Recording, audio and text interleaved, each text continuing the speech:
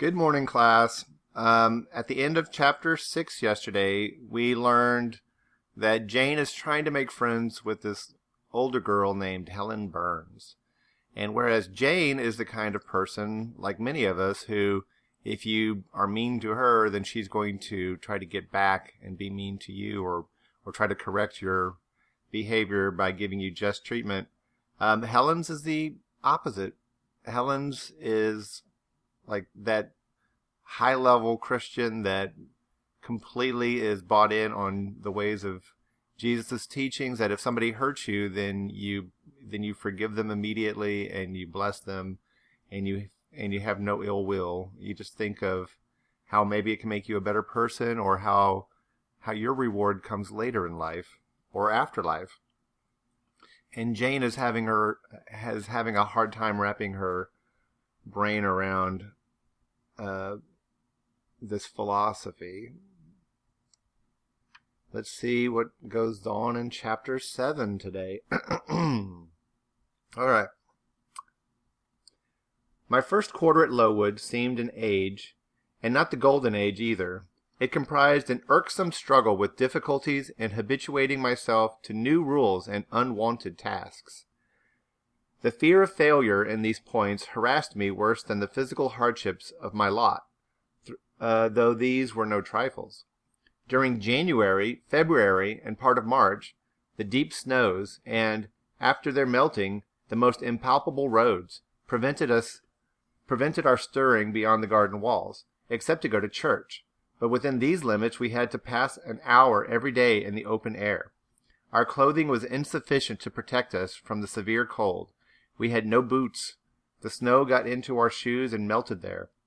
Our ungloved hands became numbed and covered with chilblains.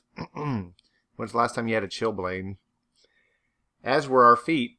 I remember well the distracting irritation I endured from this cause every evening, when my feet inflamed, and the torture of thrusting the swelled, raw, and stiff toes into my shoes in the morning. Then the scanty supply of food was distressing. With the keen appetites of growing children, we had scarcely sufficient to keep alive a delicate invalid. From this deficiency of nourishment resulted an abuse which pressed hardly on the younger pupils. Whenever the famished great girls had an opportunity, they would coax or menace the little ones out of their portion. Many a time I have shared between two claimants the precious morsel of brown bread distributed at tea time, and after relinquishing to a third half the contents of my mug of coffee, I have swallowed the remainder with an accompaniment of secret tears forced from me by the exigency of hunger. Okay, so not only are they freezing, but they're also starving. It's kind of worse than prison. Even the older girls who are, nice enough girls, they're so hungry that they're stealing food from the younger girls. Sundays were dreary days in that wintry season. We had to walk 2 miles to Brocklebridge Church, where our patron officiated. We set out cold. We arrived at church colder. During the morning service, we became almost paralyzed. It was too far to return to dinner, and an allowance of cold meat and bread, in the same penurious proportion observed in our ordinary meals, was served round between the services. At the close of the afternoon service, we returned by an exposed and hilly road, where the bitter winter wind, blowing over a range of snowy summits to the north, almost flayed the skin from our faces. Ouch. I can remember Miss Temple walking lightly and rapidly along our drooping line, her plaid cloak, which the frosty wind fluttered, gathered close about her, and encouraging us, by precept and example, to keep up our spirits, and march forward, as she said, like stalwart soldiers. The other teachers, poor things, were generally themselves too much dejected to attempt the task of cheering others. How we longed for the fight and heat of a blazing fire when we got back! But to the little ones, at least, this was denied. Each hearth in the schoolroom was immediately surrounded by a double row of great girls, and behind them the younger children crouched in groups, wrapping their starved arms in their pinafores. A little solace came at tea time in the shape of a double ration of bread, a whole instead of a half slice, and the delicious addition of a thin scrape of butter. It was the hebdomadal treat to which we all looked forward from Sabbath to Sabbath. I generally contrived to reserve a moiety of this bounteous repast for myself, but the remainder I was invariably obliged to part with. The Sunday evening was spent in repeating, by heart, the church catechism and the 5th, 6th, and 7th chapters of St. Matthew, and in listening to a long sermon read by Miss Miller, whose irrepressible yawns attested her weariness. A frequent interlude of these performances was the enactment of the part of Eutychus by some half-dozen of little girls who, overpowered with sleep, would fall down. Eutychus is famous because he fell asleep during a sermon given by St. Paul, and he fell out a third-story window and died. The remedy was to thrust them forward into the center of the schoolroom, and oblige them to stand there till the sermon was finished. Sometimes their feet failed them, and they sank together in a heap. They were then propped up with monitors' high stools. So the little girls would be so weak from being frozen and undernourished that they couldn't stand to listen to the sermon. So a lot of them would fall asleep standing up, just like Eutychus did. And there's the mention of St. Matthew again. Remember, he's on the inscription on the stone outside the building where it says Lowood Institution. I wonder why they prefer St. Matthew over the other Gospels. Maybe some research needs to be done there. I'm going to continue reading. I have not yet alluded to the visits of Mr. Brocklehurst, and indeed that gentleman was from home during the greater part of his month after my arrival, perhaps prolonging his stay with his friend the Archdeacon. His absence was a relief to me. I need not say that I had my own reasons for dreading his coming, but come he did at last. One afternoon, I had then been 3 weeks at Lowood, as I was sitting with my slate in my hand, puzzling over a sum of long division, my eyes, raised in abstraction to the window, caught sight of a figure just passing. I recognized almost instinctively that gaunt outline, and when 2 minutes later, all the school, teachers included, rose en masse, it was not necessary for me to look up in order to ascertain whose entrance they greeted. A long stride measured the schoolroom, and presently, beside Miss Temple, who herself had risen, stood the same black column which had frowned on me so ominously from the hearthrug of Gateshead. I now glanced sideways at this piece of architecture. Yes, I was right. It was Mr. Brocklehurst, buttoned up in a surtout, and looking longer, narrower, and more rigid than ever. I had my own reasons for being dismayed at this apparition. Too well I remember the perfidious hints given by Mrs. Reed about my disposition, etc., the promise pledged by Mr. Brocklehurst to apprise Miss Temple and the teachers of my vicious nature. All along I had been dreading the fulfillment of this promise. I had been looking out daily for the coming man, whose information respecting my past life and conversation was to brand me as a bad child forever. Now there he was. He stood at Miss Temple's side. He was speaking low in her ear. I did not doubt he was making disclosures of my villainy, and I watched her eye with painful anxiety, expecting every moment to see its dark orb turn on me a glance of repugnance and contempt. I listened too, and as I happened to be seated quite at the top of the room, I caught most of what he said. Its import relieved me from immediate apprehension.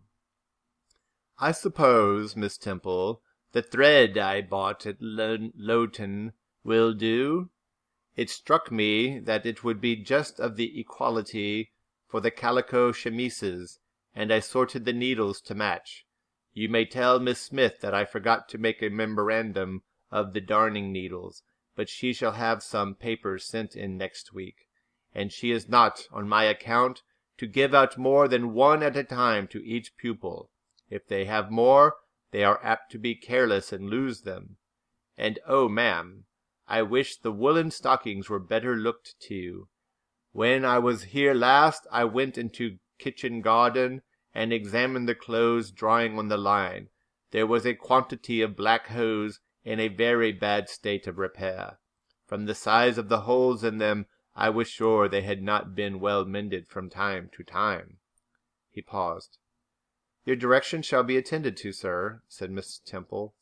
"And, ma'am," he continued, "the laundress tells me some of the girls have 2 clean tuckers in the week. It is too much. The rules limit them to 1. "I think I can explain the circumstance, sir. Agnes and Catherine Johnstone were invited to take tea with some friends at Lowton last Thursday, and I gave them leave to put on clean tuckers for the occasion." Mr. Brocklehurst nodded. "Well, for once it may pass, but please not to let the circumstance occur too often. And there is another thing which surprised me. I find in settling accounts with the housekeeper that a lunch, consisting of bread and cheese, has twice been served out to the girls during the past fortnight. How is this? I looked over the regulations, and I find no such meal as lunch mentioned. Who introduced this innovation, and by what authority?" "I must be responsible for this circumstance, sir," replied Miss Temple. "The breakfast was so ill prepared that the pupils could not possibly eat it, and I dared not allow them to remain fasting till dinner time." "Madam, allow me an instant. You are aware that my plan in bringing up these girls is not to accustom them to habits of luxury and indulgence, but to render them hardy, patient, self-denying.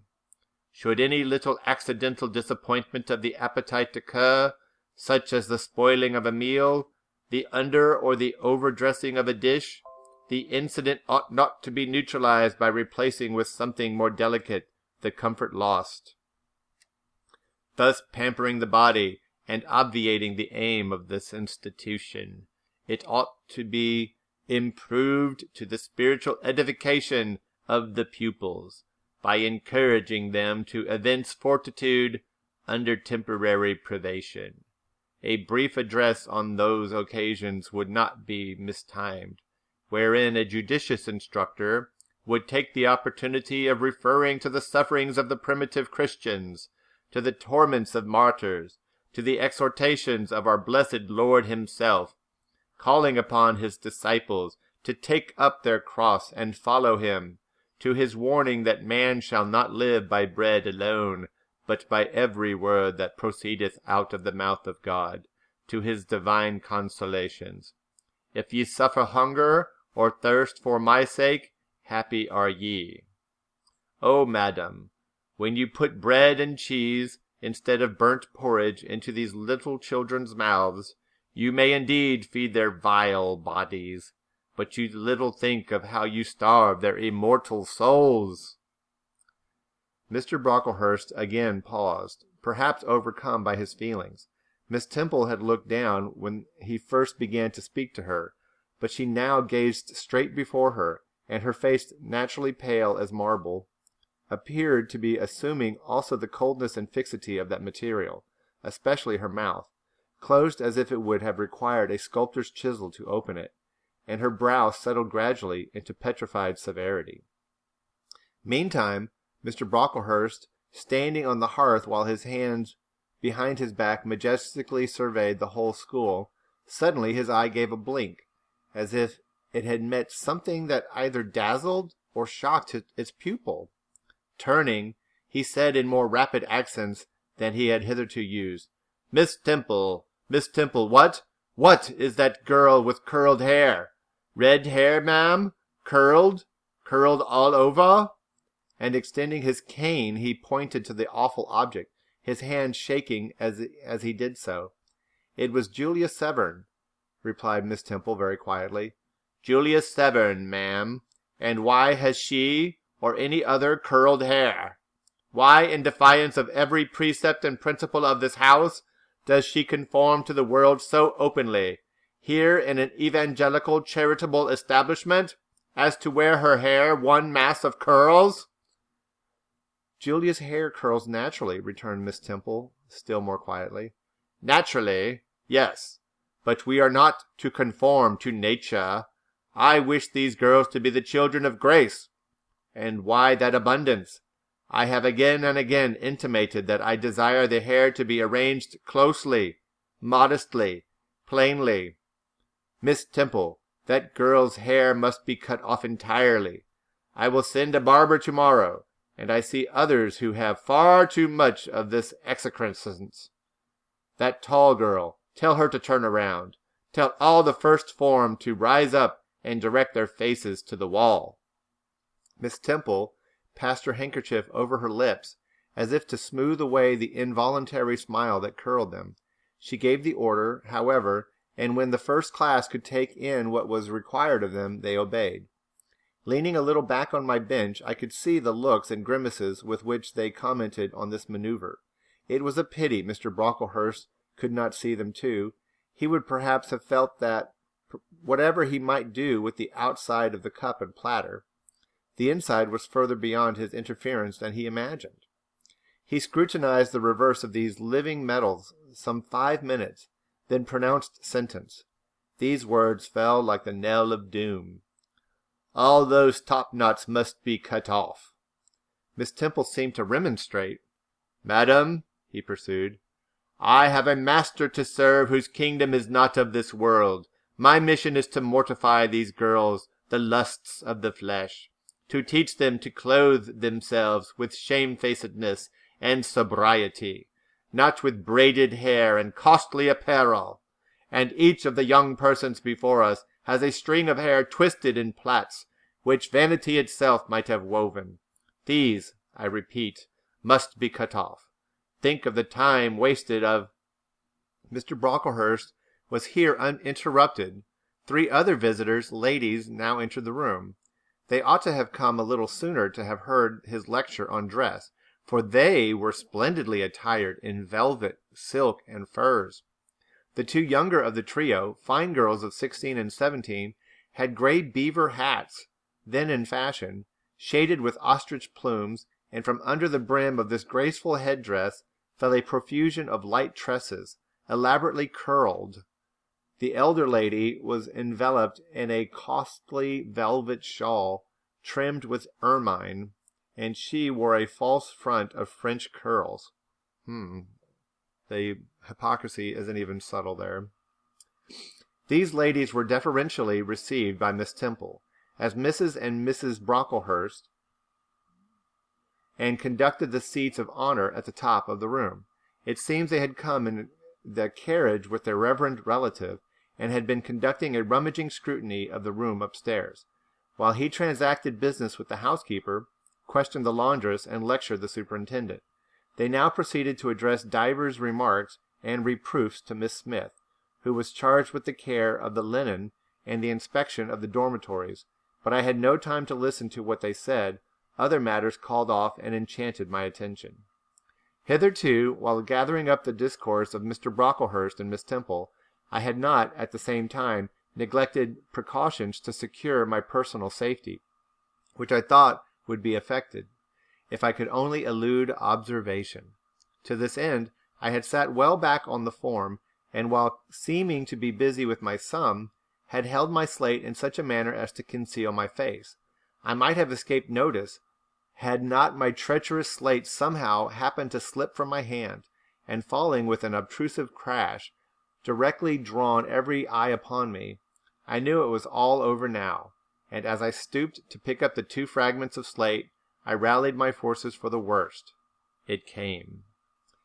A careless girl, said Mr. Brocklehurst, and immediately after, it is the new pupil, I perceive, and before I could draw breath, I must not forget I have a word to say respecting her. Then aloud, how loud it seemed to me, let the child who broke her slate come forward. Of my own accord I could not have stirred. I was paralyzed, but the 2 great girls who sit on each side of me set me on my legs and pushed me towards the dread judge, and then Miss Temple gently assisted me to his very feet, and I caught her whispered counsel. Don't be afraid, Jane. I saw it was an accident. You shall not be punished. The kind whisper went to my heart like a dagger. Another minute and she will despise me for a hypocrite, thought I, and an impulse of fury against Reed, Brocklehurst, and company bounded in my pulses at the conviction. I was no Helen Burns. "Fetch that stool," said Mr. Brocklehurst, pointing to a very high one from which a monitor had just risen. It was brought. "Place the child upon it." And I was placed there, by whom I don't know. I was in no condition to note particulars. I was only aware that they had hoisted me up to the height of Mr. Brocklehurst's nose, that he was within a yard of me, and that a spread of shot orange and purple silk pelisses and a cloud of silvery plumage extended and waved below me. Mr. Brocklehurst hemmed. "Ladies," said he, turning to his family, "Miss Temple, teachers, and children, you all see this girl?" Of course they did, for I felt the eyes directed like burning glasses against my scorched skin. "You see she is yet young. You observe she possesses the ordinary form of childhood. God has graciously given her the shape that he has given to all of us. No signal deformity points her out as a marked character. Who would think that the evil one had already found a servant and agent in her? Yet such, I grieve to say, is the case." A pause, in which I began to steady the palsy of my nerves, and to feel that the Rubicon was passed, and that the trial, no longer to be shirked, must be firmly sustained. "My dear children," pursued the black marble clergyman, with pathos, "this is a sad, a melancholy occasion, for it becomes my duty to warn you that this girl, who might be one of God's own lambs, is a little castaway, not a member of the true flock, but evidently an interloper and an alien. You must be on your guard against her. You must shun her example. If necessary, avoid her company. Exude her from your sports, and shut her out from your converse. Teachers, you must watch her. Keep your eyes on her movements. Weigh well her words. Scrutinize her actions. Punish her body to save her soul, if indeed such salvation is possible.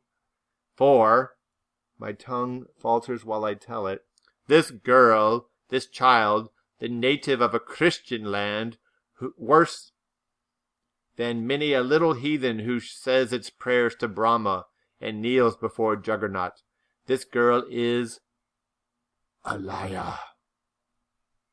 Now came a pause of 10 minutes, during which I, by this time in perfect possession of my wits, observed all the female Brocklehursts produce their pocket handkerchiefs and apply them to their optics, that's their eyes, while the elderly lady swayed herself to and fro, and the two younger ones whispered. "How shocking!" Mr. Brocklehurst resumed. "This I learned from her benefactress, from the pious and charitable lady who adopted her in her orphan state, reared her as her own daughter, and whose kindness, whose generosity the unhappy girl repaid by an ingratitude so bad, so dreadful, that at last her excellent patroness was obliged to separate her from her own young ones, fearful lest her vicious example should contaminate their purity.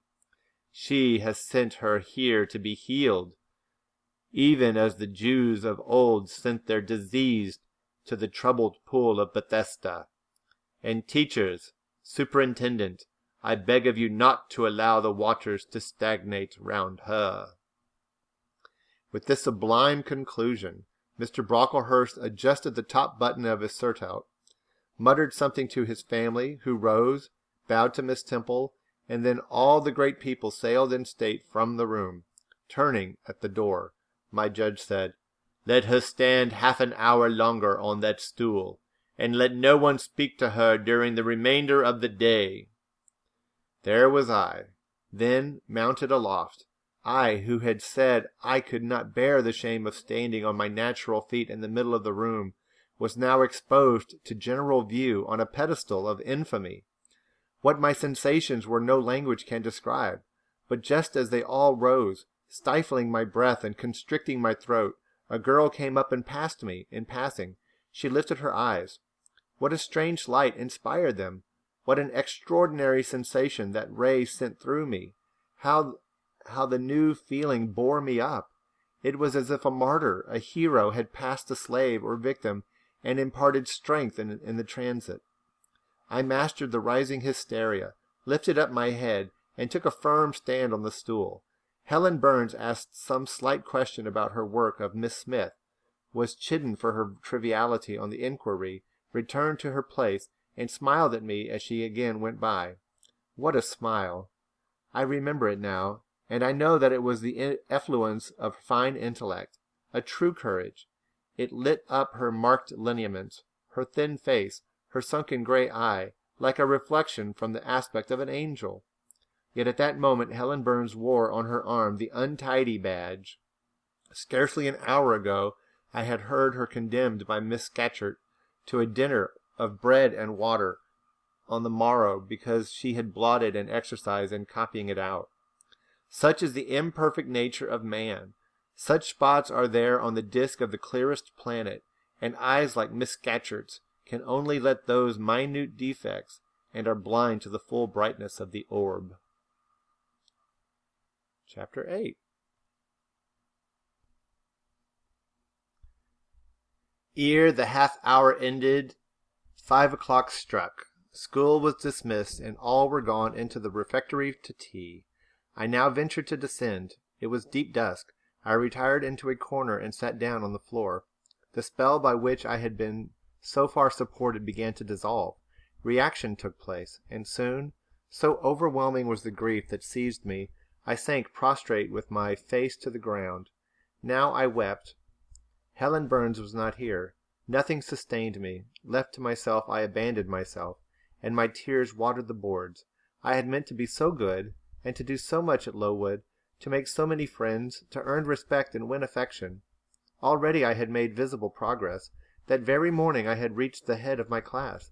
Miss Miller had praised me warmly. Miss Temple had smiled approbation. She had promised to teach me drawing, and to let me learn French, if I continued to make similar improvements 2 months longer. And then I was well received by my fellow pupils, treated as an equal by those of my own age, and not molested by any. Now, here I lay again, crushed and trodden on, and could I ever rise more?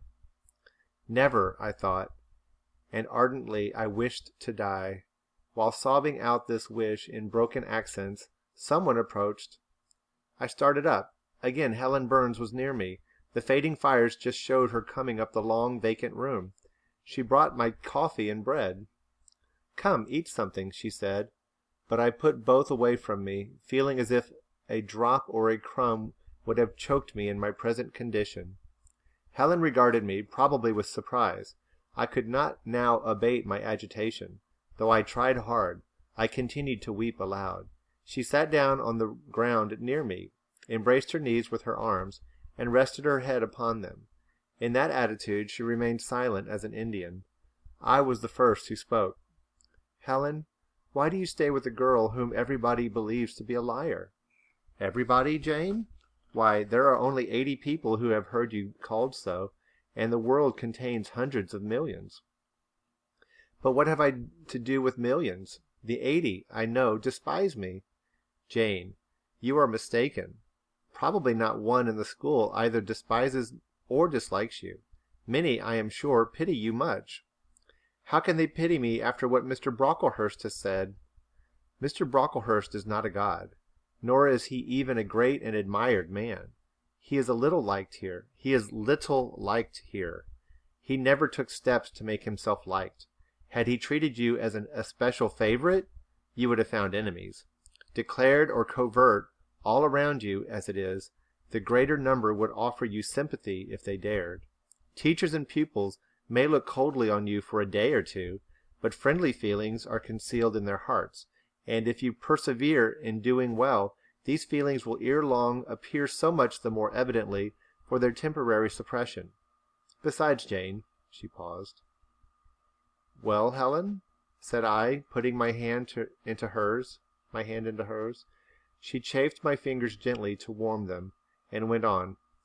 If all the world hated you and believed you wicked, while your own conscience approved you and absolved you from guilt, you would not be without friends. No, I know I should think well of myself, but that is not enough. If others don't love me, I would rather die than live. I cannot bear to be solitary and hated.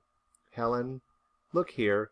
To gain some real affection from you, or Miss Temple, or any other whom I truly love, I would willingly submit to have the bone of my arm broken. Dang.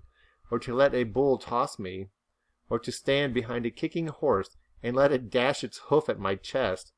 Hush, Jane. You think too much of the love of human beings. You are too impulsive, too vehement. The sovereign hand that created your frame and put life into it has provided you with other resources than your feeble self, or than creatures feeble as you. Besides this earth, and besides this race of men, there is an invisible world and a kingdom of spirits. That world is round us, for it is everywhere, and those spirits watch us, for they are commissioned to guard us. And if we were dying in pain and shame, if scorn smote us on all sides, and hatred crushed us, angels see our tortures, recognize our innocence, if innocent we be, as I know you are of this charge which Mr. Brocklehurst has weakly and pompously repeated at second hand from Mrs. Reed. For I read a sincere nature in your ardent eyes and on your clear front, and God waits only the separation of spirit from flesh to crown us with a full reward. Why, then, should we ever sink overwhelmed with distress, when life is so soon over, and death is so certain an entrance to happiness, to glory? I was silent. Helen had calmed me, but in the tranquillity she imparted there was an alloy of inexpressible sadness. I felt the impression of woe as she spoke, but I could not tell whence it came, and when, having done speaking, she breathed a little fast and coughed a short cough, I momentarily forgot my own sorrows to yield to a vague concern for her. Resting my head on Helen's shoulder, I put my arms round her waist. She drew me to her, and we reposed in silence. We had not sat long thus when another person came in.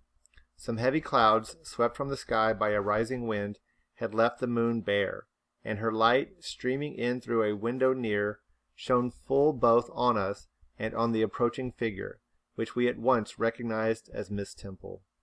"I came on purpose to find you, Jane Eyre," said she. I want you in my room, and as Helen Burns is with you, she may come too." We went, following the superintendent's guidance. We had to thread some intricate passages and mount a staircase before we reached her apartment. It contained a good fire and looked cheerful. Miss Temple told Helen Burns to be seated in a low armchair on one side of the hearth, and herself taking another, she called me to her side. "Is it all over?" she asked, looking down at my face. "Have you cried your grief away?" "I am afraid I never shall do that." "Why?" "Because I have been wrongly accused, and you, ma'am, and everybody else will now think me wicked." "We shall think you what you prove yourself to be, my child. Continue to act as a good girl, and you will satisfy us." "Shall I, Miss Temple?" "You will," said she, passing her arm round me. "And now tell me, who is the lady whom Mr. Brocklehurst called your benefactress?" "Mrs. Reed, my uncle's wife. My uncle is dead, and he left me to her care." "Did she not then adopt you of her own accord?" "No, ma'am. She was sorry to have to do it, but my uncle, as I have often heard the servants say, got her to promise before he died that she would always keep me." "Well now, Jane, you know, or at least I will tell you, that when a criminal is accused, he is always allowed to speak in his own defense. You have been charged with falsehood. Defend yourself to me as well as you can. Say whatever your memory suggests is true, but add nothing and exaggerate nothing." I resolved, in the depth of my heart, that I would be most moderate, most correct, and having reflected a few minutes in order to arrange coherently what I had to say, I told her all of the story of my sad childhood. Exhausted by emotion, my language was more subdued than it generally was when it developed that sad theme, and mindful of Helen's warnings against the indulgence of resentment, I infused into the narrative far less of gall and wormwood than ordinary. Thus restrained and simplified, it bounded more credible. I felt as I went on that Miss Temple fully believed me.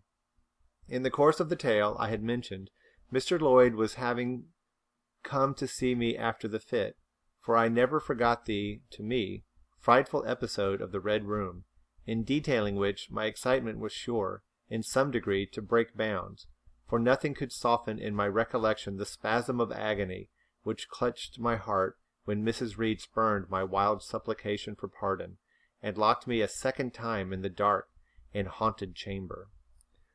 I had finished. Miss Temple regarded me a few minutes in silence. She then said, "I know something of Mr. Lloyd. I shall write to him. If his reply agrees with your statement, you shall be publicly cleared from every imputation to me. Jane, you are clear now."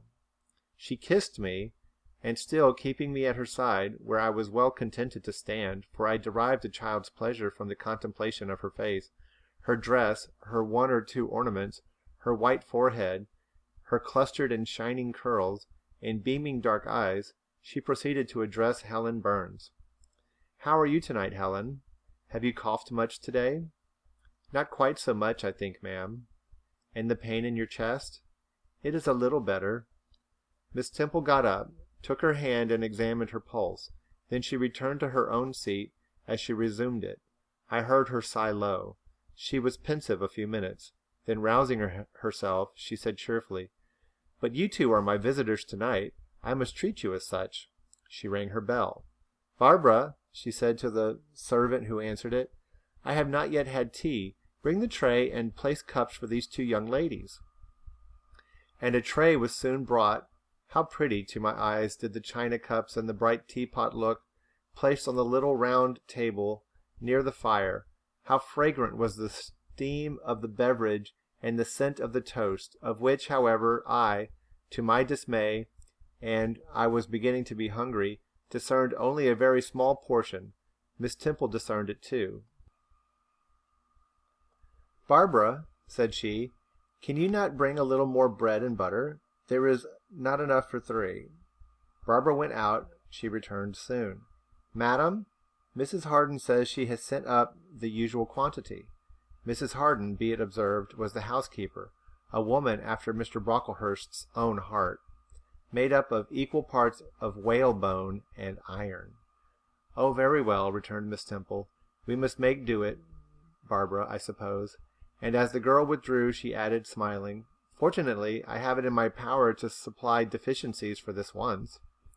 Having invited Helen and me to approach the table, and placed before each of us a cup of tea, with one delicious but thin morsel of toast, she got up, unlocked a drawer, and taking it from a parcel wrapped in paper, disclosed presently to our eyes a good-sized seed cake. "I meant to give each of you some of this to take with you," said she, "but as there is so little toast, you must have it now," and she proceeded to cut slices with a generous hand. We feasted that evening on nectar and ambrosia, and not the least delight of the entertainment was the smile of gratification with which our hostess regarded us, as we satisfied our famished appetites on the delicate fare she liberally supplied. Tea over, and the tray removed, she again summoned us to the fire. We sat on one on each side of her, and now a conversation followed between her and Helen, which it was indeed a privilege to be admitted to hear. Miss Temple had always something of serenity in her air, of state in her mien, of refined propriety in her language, which precluded deviation into the ardent, the excited, the eager, something which chastened the pleasure of those who looked on her and listened by her, by a controlling sense of awe. And such was my feeling now. But as to Helen Burns, I was struck with wonder. The refreshing meal, the brilliant fire, the presence and kindness of her beloved instructress, or perhaps, more than all these, something in her own unique mind had roused her powers within her. They woke, they kindled. First they glowed in the bright tint of her cheek, which till this hour I had never seen but pale and bloodless. Then they shone in the liquid luster of her eyes, which had suddenly acquired a beauty more singular than that of Miss Temple's, a beauty neither of fine color nor long eyelash, nor penciled brow, but of meaning, of movement, of radiance. Then her soul sat on her lips, and language flowed, from what source I cannot tell. Has a girl of 14 a heart large enough, vigorous enough, to hold the swelling spring of pure, full, fervid eloquence? Such was the characteristic of Helen's discourse on that to me memorable evening. Her spirit seemed hastening to live within a very brief span as much as many live during a protracted existence. They conversed of things I had never heard of nations and times past, of countries far away, of secrets of nature discovered or guessed at. They spoke of books, how many they had read, what stores of knowledge they possessed. Then they seemed so familiar with French names and French authors, but my amazement reached its climax when Miss Temple asked Helen if she sometimes snatched a moment to recall the Latin her father had taught her, and taking a book from the shelf, bade her read and construe a page of Virgil, and Helen obeyed, my organ of veneration expanding at every sounding line. She had scarcely finished ere the bell announced bedtime. No delay could be admitted. Miss Temple embraced us both, saying as she drew us to her heart, "God bless you, my children." Helen she held a little longer than me. She let her go more reluctantly. It was Helen her eye followed to the door. It was for her she a second time breathed a sad sigh. For her she wiped a tear from her cheek. On reaching the bedroom, we heard the voice of Miss Scatcherd. She was examining drawers. She had just pulled out Helen Burns's, and when we entered Helen was greeted with a sharp reprimand and told that tomorrow she should have half a dozen of untidily folded articles pinned to her shoulder. "My things were indeed in shameful disorder," murmured Helen to me in a low voice. "I intended to have them arranged, but I forgot." Next morning, Miss Scatcherd wrote in conspicuous characters on a piece of pasteboard the word "slattern," and bound it like a phylactery around Helen's large, mild, intelligent, and benign-looking forehead. She wore it till evening, patient, unresentful, regarding it as a deserved punishment. The moment Miss Scatcherd withdrew her afternoon school, I ran to Helen, tore it off, and thrust it into the fire. The fury of which she was incapable had been burning in my soul all day, and tears, hot and large, had continually been scalding my cheek, for the spectacle of her sad resignation I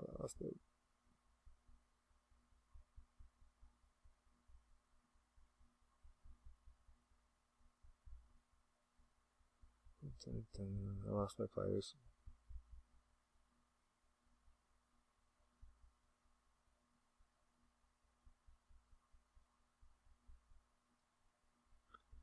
Okay, for the spectacle of her sad resignation gave me an intolerable pain at the heart. About a week subsequently to the incidents above narrated, Miss Temple, who had written to Mr. Lloyd, received his answer. It appeared that what he said went to corroborate my account. Miss Temple, having assembled the whole school, announced that inquiry had been made into the charges alleged against Jane Eyre, and that she was most happy to be able to pronounce her completely cleared from every imputation. The teachers then shook hands with me and kissed me, and a murmur of pleasure ran through the ranks of my companions. Thus relieved of a grievous load, I, from that hour, set to work afresh, resolved to pioneer my way through every difficulty. I toiled hard, and my success was proportionate to my efforts. My memory, not naturally tenacious, improved with practice. Exercise sharpened my wits. In a few weeks I was promoted to a higher class. In less than 2 months I was allowed to commence French and drawing. I learned the 2 tenses of the verb être, and sketched my first cottage, whose walls by and by outrivaled in slope those of the Leaning Tower of Pisa, on the same day. That night, on going to bed, I forgot to prepare in imagination the Barmecide supper of hot roast potatoes. Where'd my potatoes go? or white bread and new milk, with which I was wont to amuse my inward cravings. I feasted instead on the spectacle of ideal drawings, which I saw in the dark, all the work of my hands, freely penciled houses and trees, picturesque rocks and ruins, coip-like groups of cattle, sweet paintings of butterflies hovering over overblown roses, of birds picking at ripe cherries, of wrens' nests enclosing pearl-like eggs, wreathed about with my young ivy sprays. I examined, too, in thought, the possibility of my ever being able to translate currently a certain little French story which Madame Pierrot had that day shown me, nor was that problem solved to my satisfaction ere I fell sweetly asleep. Well has Solomon said, better is a dinner of herbs where love is, than a stalled ox or hatred therewith. I would not now have exchanged Lowood with all its privations for Gateshead and its daily luxuries. Oh, is that the end of the chapter? Yes, it is. Okay, so that was nice. What a lovely little chapter. And it seems like Jane is doing well in two particular subjects. She likes drawing and she likes French. That is going to be important later on in the story. So make sure you make a note of that. I will as soon as I get my mouse under control.